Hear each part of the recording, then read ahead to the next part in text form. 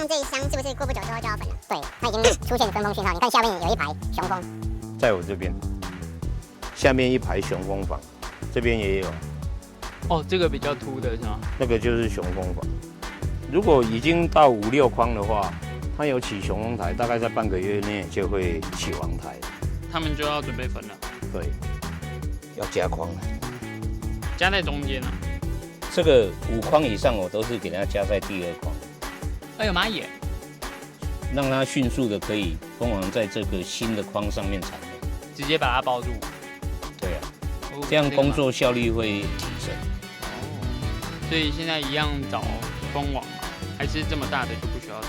就这种状态的蜂群的话，看它有产卵，我就没有找蜂王。主要就是检查看它有没有起王台。起王台跟籽跟蜜的状况嘛。对，然后适时的加新框。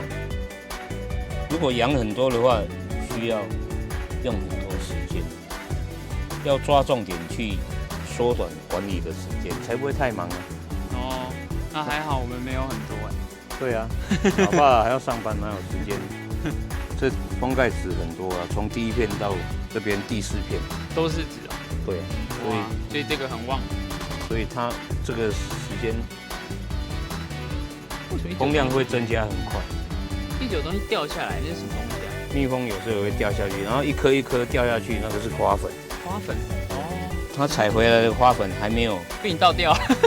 还没有收进去巢房里面。哦，掉到这里了。对。我想说一直有东西掉下来。抱歉，再把它捡回去吧。